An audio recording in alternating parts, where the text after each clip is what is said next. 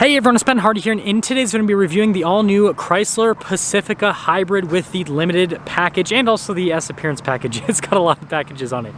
Before we get in this video though, a huge shout out and thank you to the Larry H. Miller Dodge Ram Jeep Chrysler here in Provo, Utah for giving me some time with this Pacifica. I'm going to include a link to their inventory in the description down below so you can check out what they have currently. If you have any questions or need any help, just ask for Josh. And then on a side note, if you want to save time and money the next time you purchase a car, link to my car buying guide in the description down below. Let's get into it.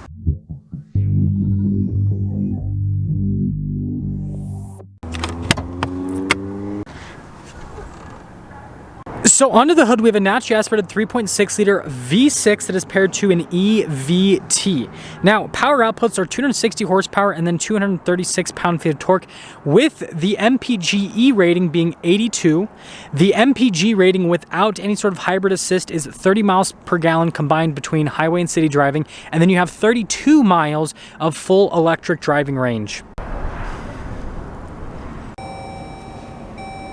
Now, before we go over the front end, I do want to mention, if you want to see more videos just like this, then I recommend you subscribe because I post content every single day.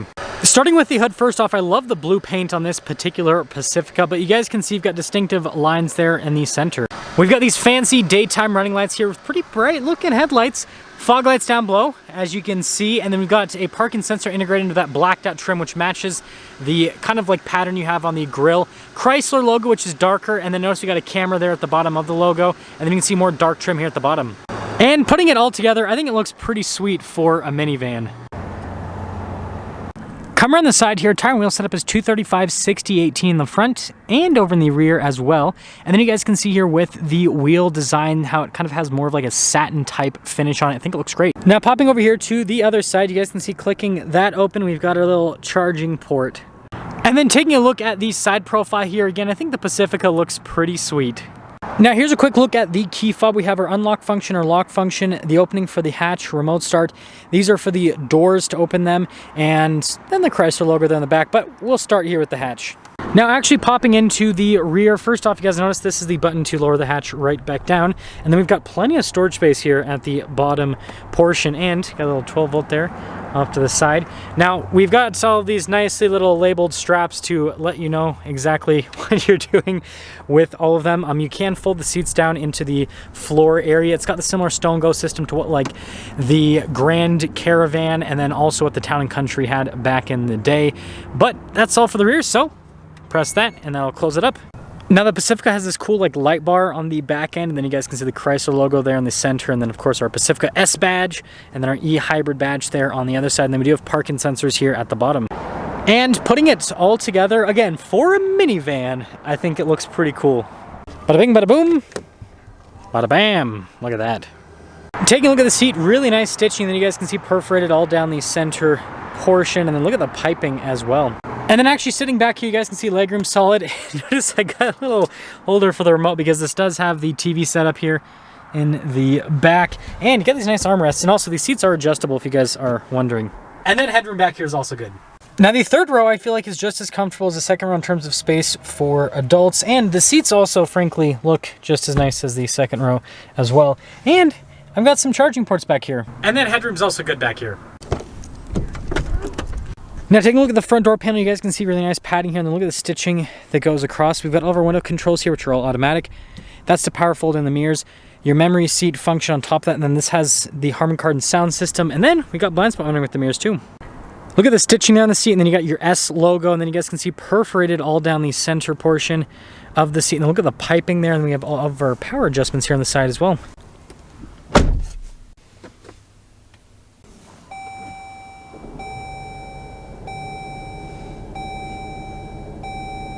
Taking a look at the steering wheel, we've got really nice leather trim all around, contrasted stitching on the center portion. We've got our cruise control here and our adaptive cruise control as well. Controls for the center stack, you've got your voice command phone controls, radio controls on the back of the steering wheel, and then our turn signal stock, and then our windshield wiper stock. Now taking a look at the center gauge cluster, you guys can see that on the one side it gives us information on the hybrid system, and then on the right side you guys can see fuel, all of that. And then we can scroll through some different menus, see different bits of info on the vehicle. Notice it lets us know how much driving was done with just battery power, how much was done with gas, which I think is pretty cool. And we got the hybrid info tab as well.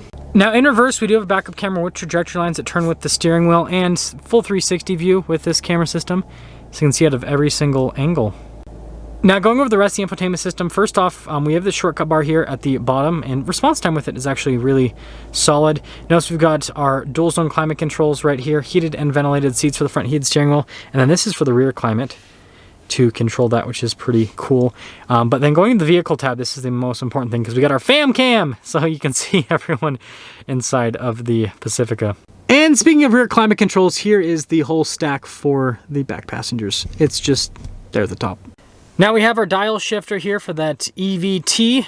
Parking brake, we've got our radio controls, your parking assist, parking sensors, lane departure, your stability control, and then the analog climate controls down below that.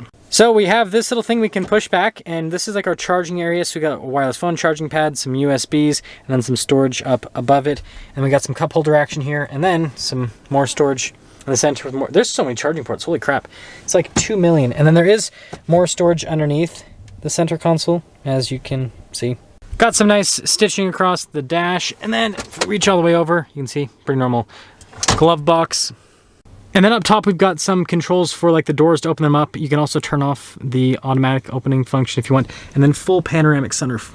Now, sorry about the glare here, but anyways, base MSRP $54,495. This has some options added to it, including the S appearance package, which makes this all blacked out and everything. Total MSRP on this one, $61,370. Let's see how it drives.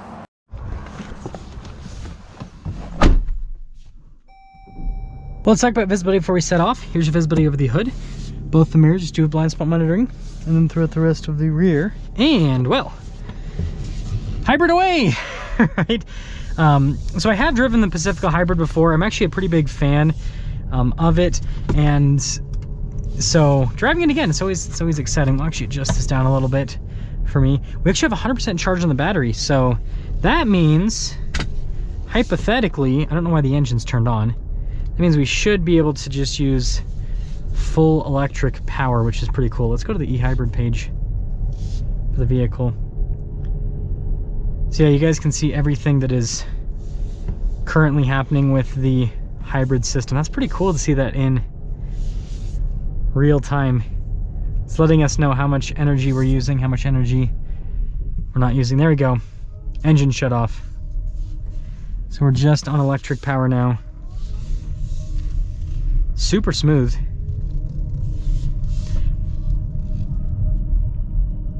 My guess is the engine was just warming itself up. Sometimes with these plug-in hybrids, the engines, you know, it's cold outside today. It's like 28 degrees. They have to be on for a little bit to get everything warmed up before they can shut off. So then if it needs to pop back on, it's properly warm. So quiet. We're getting 99 mpg. That's so funny. Yeah, you do hear a little bit of a hybrid sound though. It's like making like a humming sound, or electric sound, whatever you want to call it. It lets people, I guess, know that we are driving around. Seat cover's really good with this. Got the heated seat function on, of course, because it's chilly today, which helps out quite a bit. See how the acceleration is here.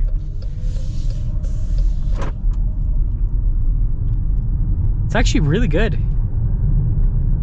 Like, you can get up to, like, that's perfect. Like, you can very easily get up to speed without having to dive into the gas engine whatsoever. That's really impressive, honestly. And the braking feels normal. Like, the braking, it doesn't have like weird hybrid brakes or anything like that. We got this one minivan. We gotta wait for them to go, because who knows what lane they'll end up in. Okay, let's get our full-blown acceleration here. The engine should pop on. It's quick, honestly. It's honestly pretty quick for what it is. See how fast it takes for the engine to shut back off. Oh, it's already off. That was quick. Yeah, as soon as it's like, oh, Ben Hardy's not going full throttle anymore, we don't need to have this on anymore. So summing things up, I really like the setup with this. Again, more of a luxury minivan. But yeah, the plug-in hybrid aspect I think is really appealing. You know, being able to, I mean, think about this for a second. Like, I know a lot of parents just have to, you know, take their kids to school, right?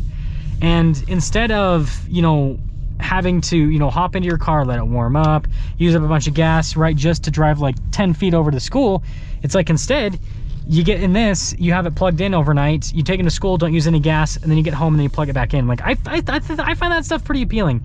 But anyways, let me know what you guys think about this new hybrid Pacifica. But I think this is the future of the minivan.